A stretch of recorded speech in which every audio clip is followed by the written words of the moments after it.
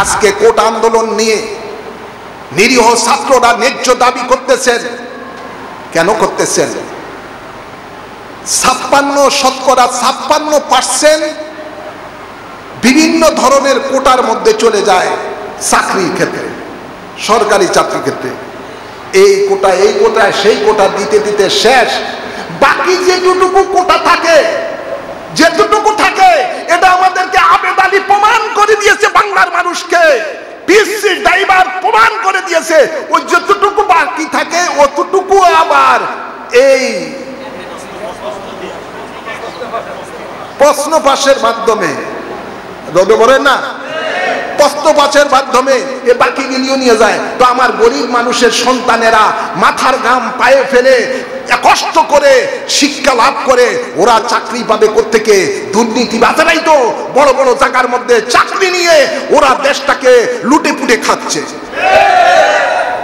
বঙ্গবন্ধু বলেছিলেন, এখনো নেটে আছে, আমি বিদেশ থেকে ভিক্ষা করে আনি আর চাটার দলেরা সব চেটে খেয়ে ফেলে। আছে না নাই? আছে না নাই? জোরে বলেন। বক্তব্য শোনা চাই কি যায় না? তো বাংলাদেশের, এই দেশের লক্ষ লক্ষ শ্রমিকেরা মাথার ঘাম পায়ে পড়ে বিদেশের মধ্যে যে রেমিটেন্স পাঠায়, এই রেমিটেন্সের সমস্ত টাকাগুলো তারা চেটে সব খেয়ে ফেলে। জনগণ গরিবই রয়ে গেল। ঠিক না ভাই?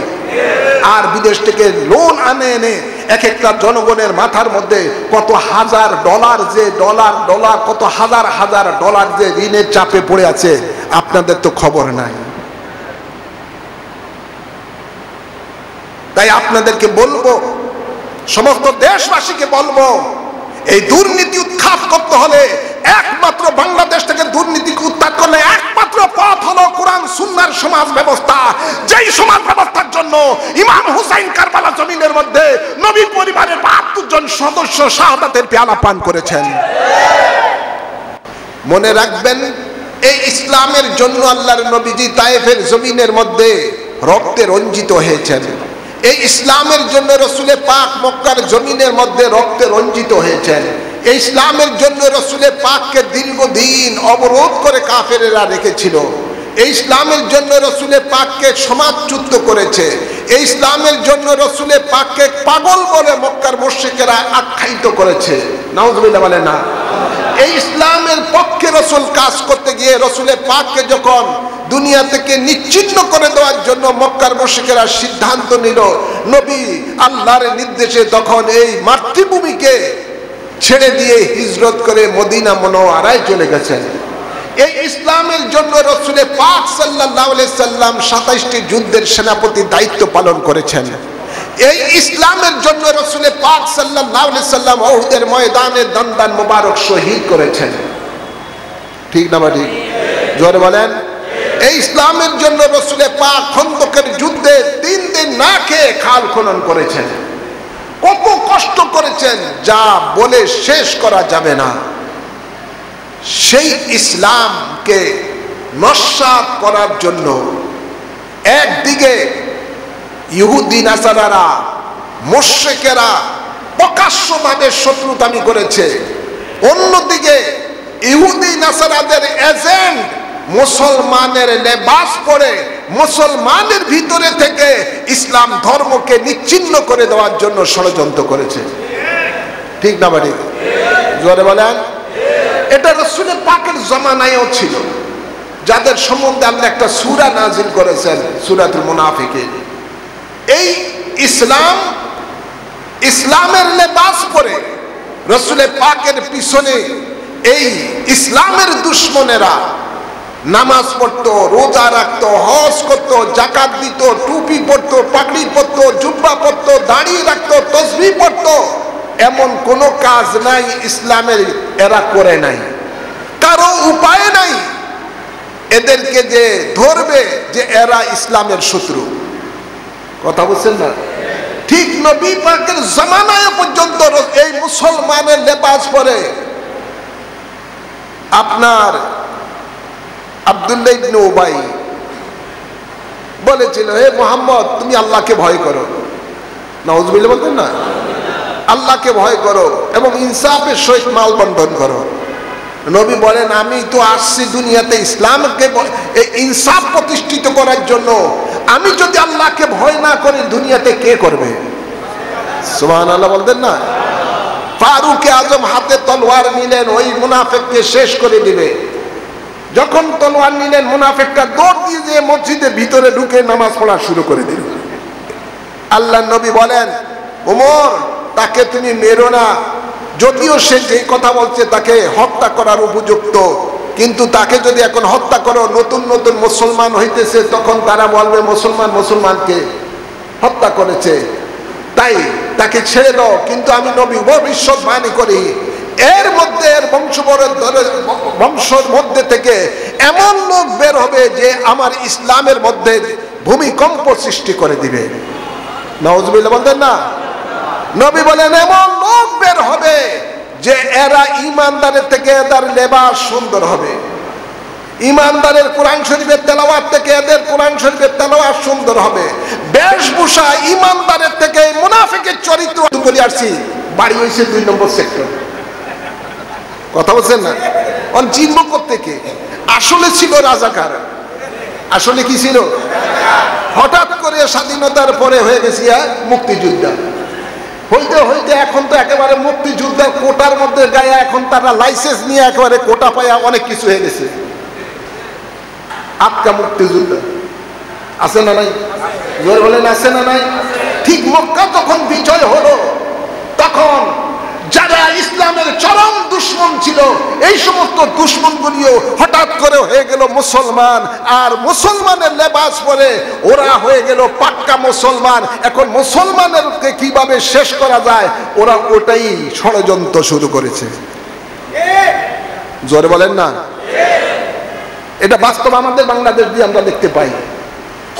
আপনারা দেখেন যুগান্তর পত্রিকা, বিভিন্ন প্রথম আলো, কয়েকটা পত্রিকা আসছে যে স্বাধীনতার পরে যাদের জন্ম এরকম 80,000 মুক্তিযোদ্ধা, ভুয়া মুক্তিযোদ্ধা আছে, যারা মুক্তিযোদ্ধার কার্ড নিয়ে বাতা পাইতেছে 20,000 25,000 না কত 30,000 আল্লাহ জানে, 30,000। কথা বুঝছেন না? আরো কত রকমের সুবিধা, ফুতের সুবিধা, নাতির সুবিধা, ফুতির সুবিধা, আরো কত সুবিধা, তার কোনো শেষ নাই। সংখ্যা কত ধরে বলেন না? পত্রিকায় গবেষণায় পাওয়া যায় 80,000 এখনো মুক্তিযোদ্ধার লাইসেন্স দিতেছে। তো মক্কা বিজয়ের পরে এই ধরনের কতগুলো মুনাফিক হঠাৎ করে ওই কাফেরগুলি হয়ে গেল আটকা মুসলমান। কি হয়ে গেল?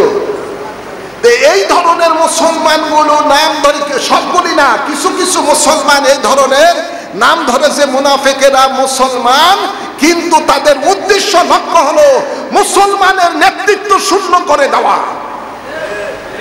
জোরে বলেন না? মুসলমানের নেতৃত্ব শূন্য করে দেওয়া, মুসলমানের আপনার নেতা শূন্য করে দেওয়া, মুসলমানের ক্ষতি সাধন করা, মুসলমানের মধ্যে ফিতনা সৃষ্টি করে দেওয়া, মুসলমানকে কিভাবে দুর্বল করে দেওয়া যায়, এটাই হলো তাদের বড় ষড়যন্ত্র। জোরে বলেন।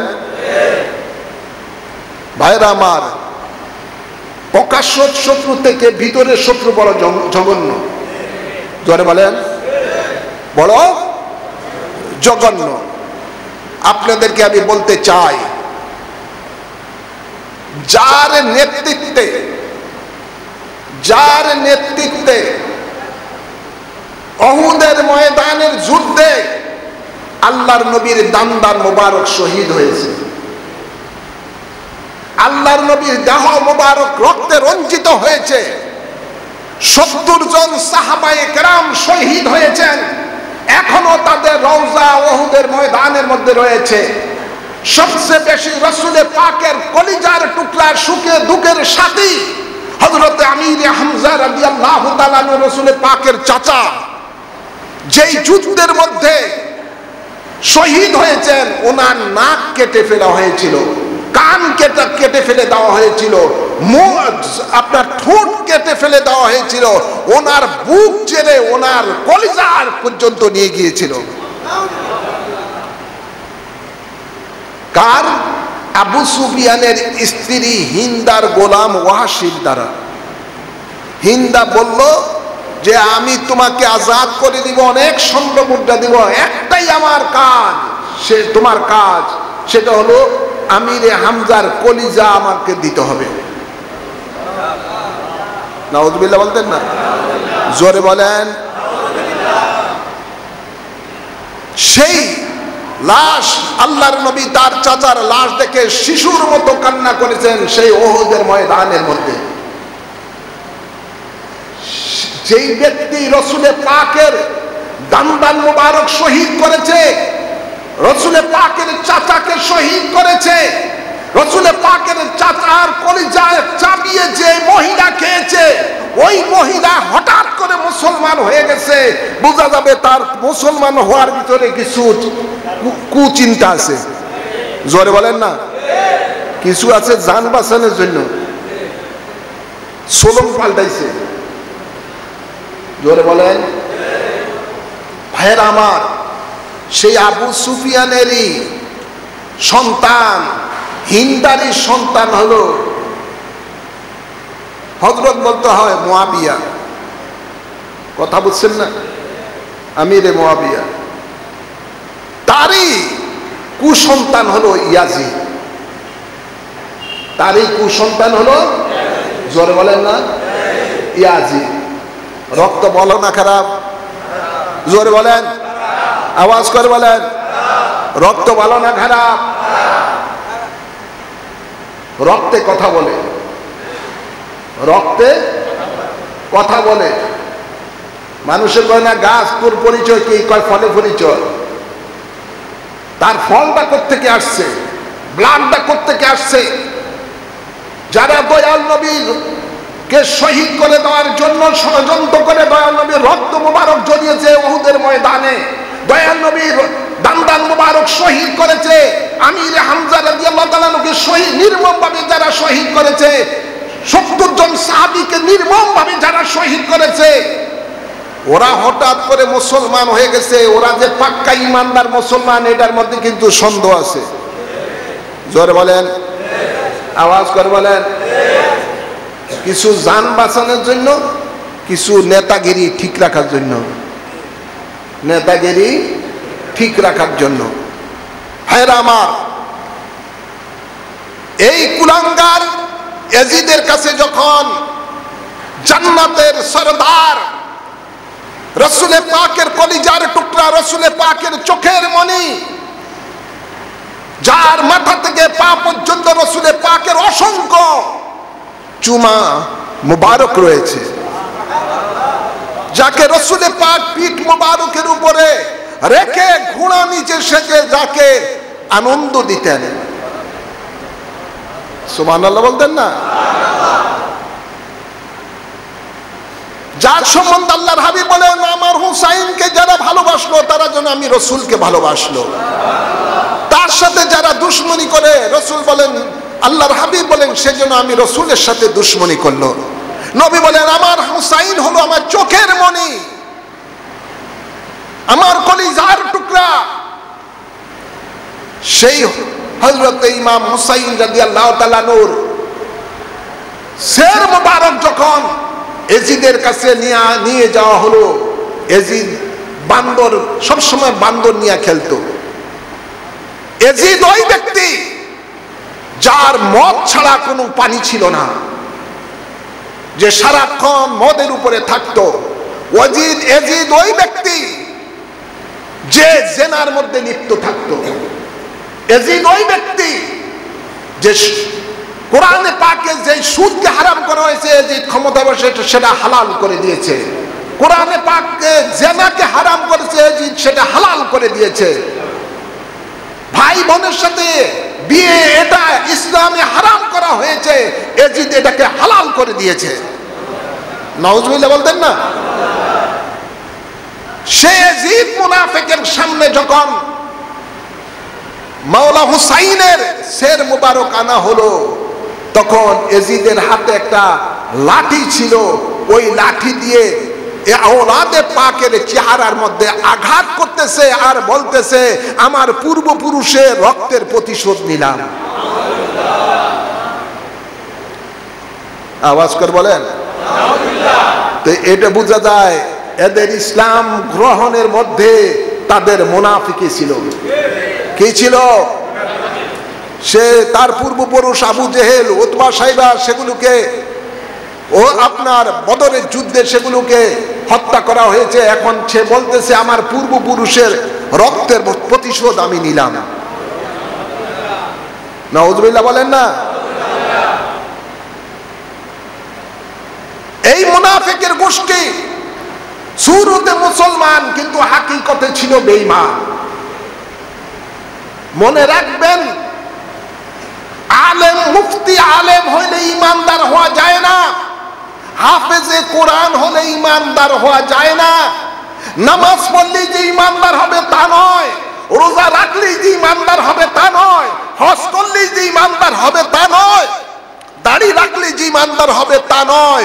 ঈমান হলো রাসূলের প্রেমের নাম হলো ঈমান।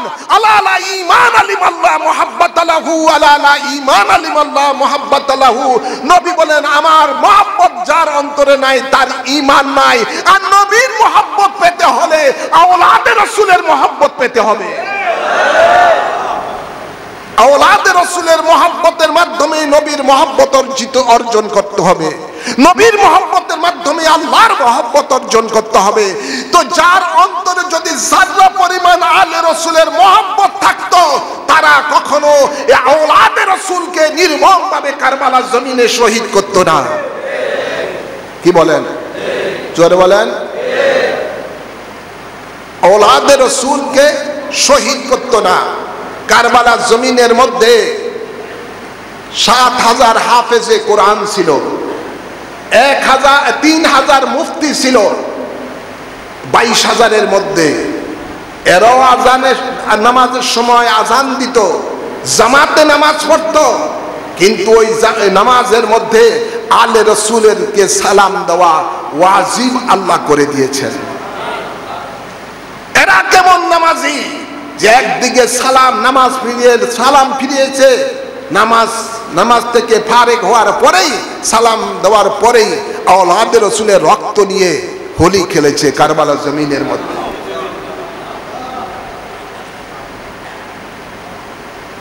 আওলাদে রাসূলকে ভালোবাসা আল্লাহর পক্ষ থেকে ফরজ করে দিয়েছেন উম্মতে মুহাম্মদের উপরে। নামাজ যেমনি ভাবে ফরজ, রোজা যেমনি ভাবে ফরজ, হজ যেমনি ভাবে ফরজ, যাকাত যেমনি ভাবে ফরজ, তেমনি ভাবে আওলাদে রাসূলকে মহব্বত করা ফরজ। কুল্লা আসআলুকুম আলাইহি আজরান ইল্লাল মাওয়াদ্দাতা ফিল কুরবা, আল্লাহ এটা ফরজ করে দিয়েছেন। সেই আওলাদে রাসূলকে যারা নির্মমভাবে শহীদ করেছে, মনে রাখতে হবে এরা কখনো মুসলমান ছিল না, এরা ছিল মুনাফিক। কি ছিল? এরা ছিল মুনাফিক। এই মুনাফিকের গোষ্ঠী ফারুকে আজমকে শহীদ করেছে কাফের বলে। নাউজুবিল্লাহ বলতেন না?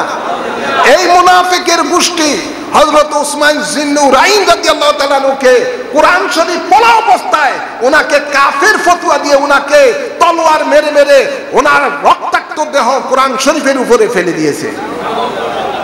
এই মুনাফিকের গোষ্ঠী মাওলা আলী শেরে খোদা, যার সম্বন্ধে আল্লাহর হাবিব বলেন আমি যার মাওলা আলীও তার মাওলা। ওই আলী, যেই মাওলা আলী শেরে খোদা, রাসূল পাক যখন হিজরত করেছেন নিজের জানের মায়া করেন নাই। রাসূল পাকের বিছানার মধ্যে তিনি চাদর মুড়ে দিয়ে শুয়ে আছেন, সকালবেলা হলেই অতর্কিত হামলা করে রাসূল পাককে শহীদ করে দিবে। মাওলা আলী শেরে খোদা বলেন এই জান তো আমার নয়, এটা তো আমি রাসূল পাকের প্রেমে কুরবানি করে দিয়েছি। তাই তিনি চাদর মুড়ে দিয়ে শুয়ে আছেন, কাফেররা যাতে বাইরে থেকে বুঝতে পারে মুহাম্মদ শুয়ে আছে। এদিকে আল্লাহর হাবিব ওদের সামনে দিয়ে বের হয়ে গেলেন, তারা দেখলেন না। সেই মাওলা আলী শেরে খোদা, যে মাওলা আলী শেরে খোদা দুনিয়া থেকে চোখ মেলে সর্বপ্রথম রাসূল পাকের চেহারা মোবারক দেখেছেন, যেই মাওলা আলী শেরে খোদা দুনিয়াতে জন্ম নিয়ে সর্বপ্রথম রাসূল পাকের থুতু মোবারক খেয়েছেন, যে মাওলা আলী শেরে খোদা ছোট কাল থেকে রসুলের পাকের সোহবতে থেকে বড় হয়েছেন। যে মাওলা আলী শের খোদার ব্যাপারে আল্লাহর হাবিব বলেন, আনা মদিনাতু ইলমু ওয়ালি বাবুহা, আমি হলাম ইলমের শহর, সেই শহরের প্রবেশের দরজা হলো আমার আলী। সেই মাওলা আলী শের খোদা যখন নামাজ পড়তেছেন, আব্দুল্লাহ ইবনে মুলজিম, এই মুলজিম হাফেজে কোরআন ছিল, এই কুত্তায় রাসূল সেই মাওলা আলী শের খোদাকে নামাজরত অবস্থায় বিশেষ তলোয়ার মেরে ওনাকে শহীদ করে দিয়েছে। মুনাফিকের গোষ্ঠী, ওরা সেই শুরু থেকে তাদের ষড়যন্ত্র রসুলের পাক থেকে এই পর্যন্ত ষড়যন্ত্র করতেছে যে ইসলামের নেতৃত্বে যারা আছে নেতৃত্ব শূন্য করে দেওয়া, ইসলামের অগ্রযাত্রাকে বন্ধ করে দেওয়া, মুসলমানের মধ্যে থেকে ফিতনা ফাসাদ সৃষ্টি করে দেওয়া, ফতুয়াবাজি করে মুসলমানদেরকে কাফের বানিয়ে মুসলমানদেরকে শেষ করে দেওয়া, বিভিন্ন দ্বিধা আপনার বিভক্ত করে দেওয়া, এটাই হলো মুনাফিকদের সবচেয়ে বড় কাজ। কথা বলছেন না? এই মুনাফিকের গোষ্ঠী পরবর্তীতে হযরতে আপনার মাওলা আলী শের খোদাকে শহীদ করার পরে হযরত ইমাম হাসান রাদিয়াল্লাহু তাআলা আনহুকে বিষ প্রয়োগ করে শহীদ করে দিয়েছে। আর এই মুনাফিকের গোষ্ঠী শেষে কারবালা জমিনের মধ্যে ইমাম হুসাইন রাদিয়াল্লাহু তাআলা সহ নবী পরিবারের শিশু, 6 মাসের শিশু আলী আসগর, দুধের শিশু, এবং আলী আকবর, হযরত ইমাম আলী আকবর, ইমাম কাসেম সহ এমনি ভাবে নবী পরিবারের 72 জন সদস্যকে নির্মমভাবে যারা শহীদ করেছে, এরা ছিল মুফতি, এরা ছিল হাফেজ, এরা ছিল হাজী গাজী, এরা হলো দেখতে সুরতে পাক্কা মুসলমান, আসলে হাকিকতে বেঈমান মুনাফিক। কি ছিল? মুনাফিক। আজকে এই মুনাফিকের গোষ্ঠী এখন আছে না নাই? জোরে বলেন, আছে না নাই? এই মুনাফিকের গোষ্ঠী মুসলমানের লেবাস পরে এদের সংখ্যা 72 হবে। কত? জোরে বলেন না, কত? একটি দল নবী বলেন যাবে জান্নাতে, সেটা হলো আহলে সুন্নাত ওয়াল জামাত, যেই জামাত রাসূলের পাকের অনুসরণকারী, যেই জামাত সাহাবায়ে কেরামের অনুসরণকারী। আর এই বাকি 72 দল যে জাহান্নামে যাবে, সহিহ হাদিস দ্বারা প্রমাণ, এগুলো সব মুনাফিক। এগুলো কি? জোরে বলেন, এগুলো কি? মুনাফিক। মুনাফিকটা কিন্তু রসুনের গোড়া এক কানে। রসুনের গোড়া কি? যদিও 72 দল ভিন্ন ভিন্ন, কিন্তু গোড়া এক কানে, অর্থাৎ আকীদা তাদের এক। আকীদা, জোর বলো না, আকীদা, আকীদা এক।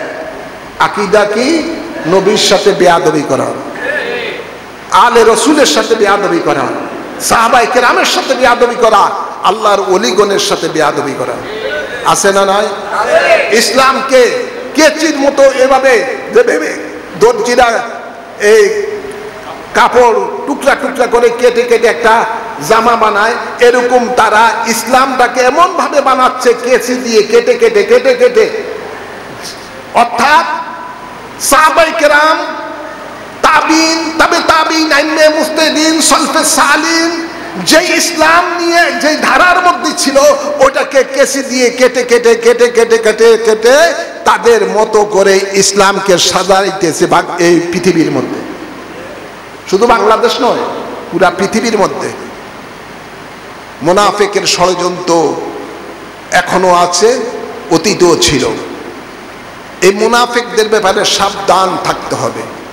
আজকে ফেসবুক খুললেই মুনাফিকগুলোর চেহারা দেখা যায়, একদম মনে হয় যেন আসমান থেকে ফেরেশতা নাজিল হয়েছে।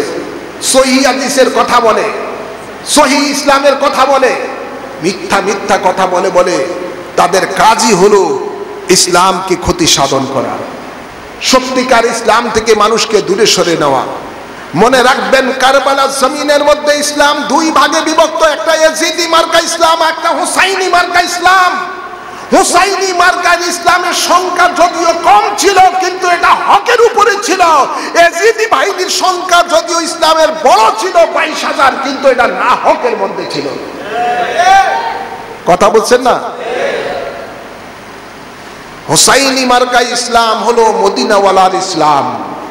যে ইসলামের জন্য নবী পাক দান মুবারক শহীদ করেছেন কারবালা জমিনের মধ্যে, সেই ইসলাম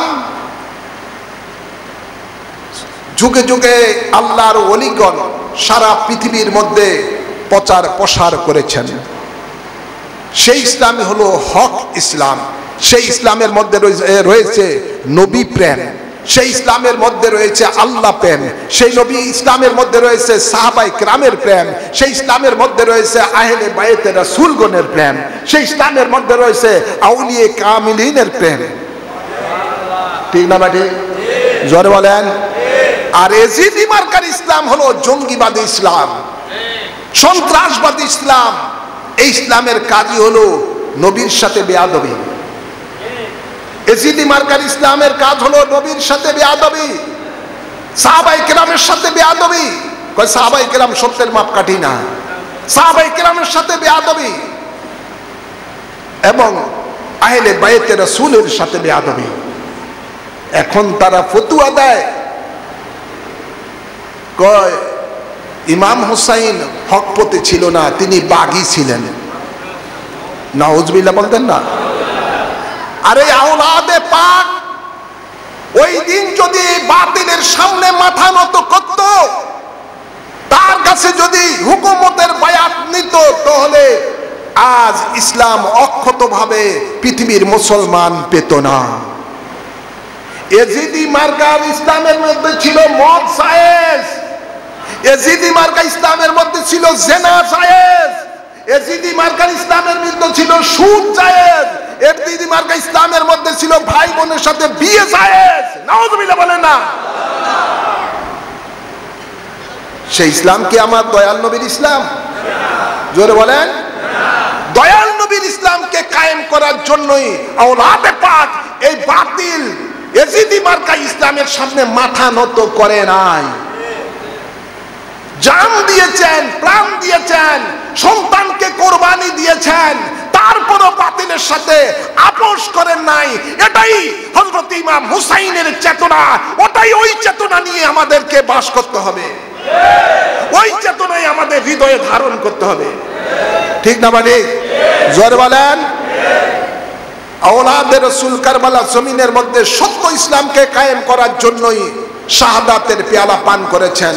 আমরা যারা নবীর প্রেমিক, আলে রাসূলের প্রেমিক, আমাদেরও কর্তব্য হবে এই বাংলার জমিনে কোরআন সুন্নাহর ভিত্তিক সমাজ ও রাষ্ট্র কায়েম করতে হবে, যেটার জন্য আওলাদে রাসূল কারবালা জমিনের মধ্যে শাহাদাতের পেয়ালা পান করেছেন।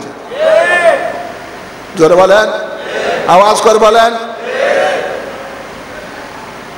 ভাইয়েরা আমার, আজ আপনারা দেখেন বাংলাদেশের মধ্যে এজিদি খাসালতের আইন চলছে। বাংলাদেশের মধ্যে সুদ এখন মানুষ বাধ্যগত হয়ে গেছে। মানুষকে একটা ব্যবসা করতে হলে তাকে ব্যাংকে লোন বাধ্যগত দেখাইতে হয়, নিতে হয়, না হলে তার উপরে ইনকাম ট্যাক্সের বিভিন্ন ধরনের আজীব তাদের উপরে আপনার ট্যাক্স ঢুকে দিয়ে ওর সালান যা আছে সব শেষ। এই জন্য বাধ্য হয়ে লোন দেখায়, আর লোন দেখাইতে, লোন লইতে গেলে সেখানে ঝুদের মধ্যে যাইতে হয়। জোরে বলেন না? আছে না নাই? সুদ খাওয়াও হারাম, দেওয়াও হারাম। 1 টাকা সুদ খাইলে 33 বার জেনা করলে যত গুনাহ তত গুনাহ আমার মধ্যে লেখা হয়ে যায়। তো এজিদের খাসালত অনুযায়ী তো বাংলাদেশ চলছে, সুদ চলছে। আজকে জেনা করার জন্য একটা প্রাপ্তবয়স্ক মেয়ে যদি লাইসেন্স চায়, সেই লাইসেন্সও পাওয়া যায়। চিৎকার করে বলেন না নাউজুবিল্লাহ।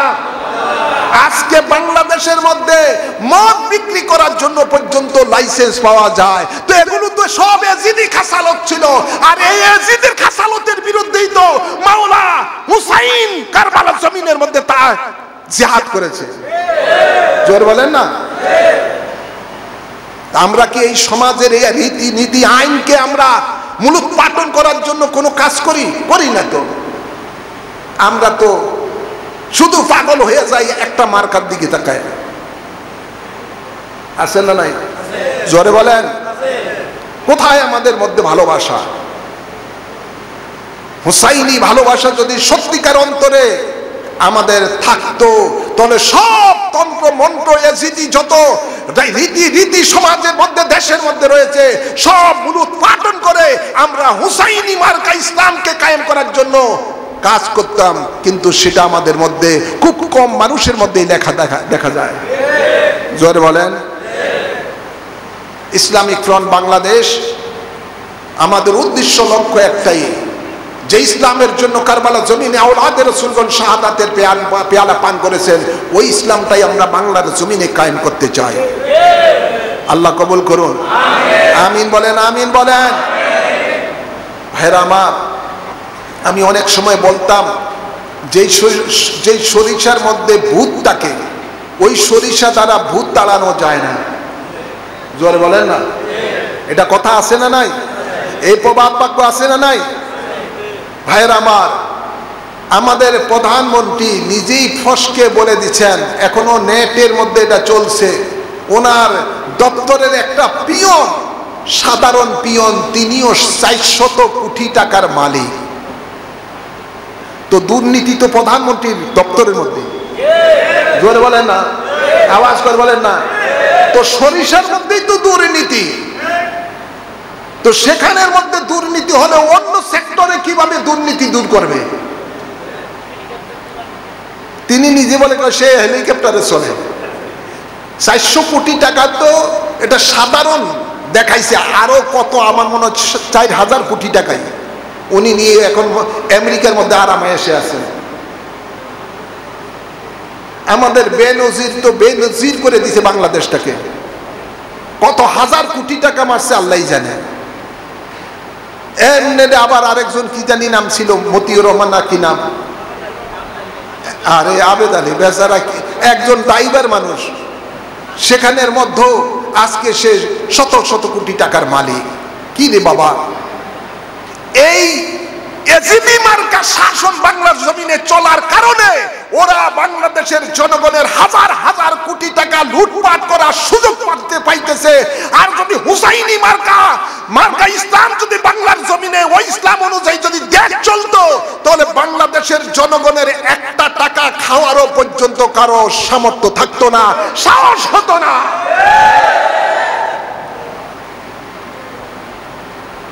তো যারা লুটেরাই প্রতিবন্ধকতা সৃষ্টি করে যেতে করে হুসাইনি মার্কা ইসলাম বাংলার জমিনে কায়েম না হতে পারে, এজিদি মার্কা ইসলাম নিয়েই যেন তারা থাকতে পারে। ঠিক না বাটি? জোরে বলেন নাউজুবিল্লাহ।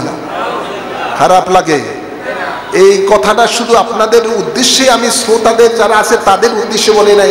এখানে অনেকগুলো নেট চলতেছে যেগুলো সারা বাংলাদেশ সারা পৃথিবীতে চলে, যাতে করে সারা দুনিয়ার মানুষও জানে, এমনকি প্রধানমন্ত্রীও যেন আমার কথাটা শুনে। কথা বলছেন না? সারা শরীরে ফোড়া হয়ে গেছে, কোন দিকে আপনি মলম লাগাবেন? বাংলাদেশের আজকে রন্দে রন্দে এমন কোন সেক্টর নাই যেখানে দুর্নীতি ঢুকে নাই। ইসলাম আমরা বাংলার জমিনে কায়েম করতে চাই। আল্লাহ কবুল করুন। কোরআন সুন্নাহর আলো সংসদে জালো। আমি সরকারকে বলবো, আজকেও শুনলাম অনেক লোক ঢাকাতে অনেক ছাত্ররা শহীদ হয়েছে নির্বিচারে গুলির মাধ্যমে। আমার চোখে দেখা নেটের মধ্যে দেখলাম রংপুরে ওপেন পুলিশের গুলিতে একজন যুবক নিরীহ ছেলেকে হত্যা করা হয়েছে। কত লোক আজকে কাতরাচ্ছে মেডিকেলের মধ্যে আহত হয়ে, কত লোক মারা যাচ্ছে। কেন? ওরা তো একটাই দাবি যে কোটার সংস্কার চায়, এটা কোটার সংস্কার চায়।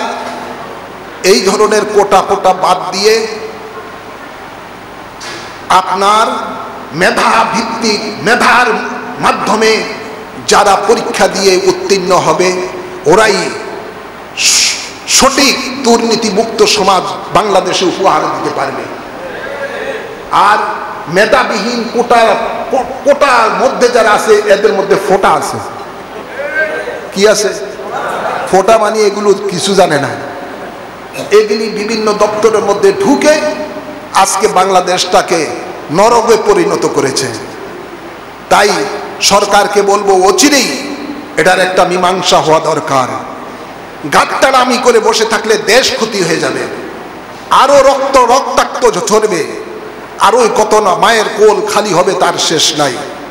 তাই জেদ না দেখিয়ে আপনারা আন্দোলনকারীদের সাথে বসে একটা সুন্দর একটা মীমাংসা করে একটা সুন্দর পরিবেশ বাংলাদেশকে দেন, এটাই আমরা ইসলামিক ফ্রন্ট বাংলাদেশ থেকে দাবি জানাচ্ছি। ইতিপূর্বে আমার দাবি আমাদের সংগঠনের ছাত্র সেনার পক্ষ থেকেও দাবি দেওয়া হয়েছে, আমার কেন্দ্রীয় কমিটির পক্ষ থেকেও আমি দাবি জানিয়েছি, অচিরেই এই কোটা হয় বিলুপ্ত করা হোক, নতুবা এটার একটা সমতার মধ্যে আসার একটা ব্যবস্থা করা হোক। এই ধরনের অসমতার মধ্যে থেকে দেশ চলতে পারে না। মেধাবী ছাত্ররা আজকে কুলির কাজ বিদেশে করতে যাচ্ছে, শুধু বাংলাদেশের মধ্যে তারা সরকারি বিভিন্ন পর্যায়ে তারা মেধা থাকার পরেও তারা চাকরি পায় না। দেখে আমার নিজের চোখে আমি বিদেশে যেয়ে দেখি কত কষ্ট করতেছে ওরা। এই যে সৌদি আরবে আমি হজে গেলাম, 50 থেকে 52 ডিগ্রি সেলসিয়াস গরম, আমার নিজেরই হিট স্ট্রোক হওয়ার উপক্রম হয়েছে। বহু মানুষ হিট স্ট্রোকে এবার কেউ হজে মারা গেল। দেখলাম ওরা আসলো আমার সাথে দেখা করে, ওদের যে কত কষ্ট, কত মাথার গাম পায়ে পড়ে কত কষ্ট করে তারা অর্থ আপনার কামিয়ে এই দেশের মানুষের, এই দেশ বাংলাদেশের ভবিষ্যৎ উন্নতি করার জন্য, ভবিষ্যৎকে মাথা উঁচু করে বাংলাদেশ যেন ভবিষ্যতে মাথা উঁচু করে দাঁড়াতে পারে তার জন্য রেমিটেন্স পাঠায়, অথচ আজকে তাদেরও কোনো মূল্যায়ন নাই। ঠিক না বা ঠিক? আল্লাহ এদেরকে সঠিক বুঝার তৌফিক দান করুন। ইমাম হুসাইন রাদিয়াল্লাহু তাআলা নূরের প্রেমে আমরা যেন উজ্জীবিত হয়ে ওনার আদর্শ বাংলার জমিনে কায়েম করতে পারি, সেই তৌফিক দান করেন।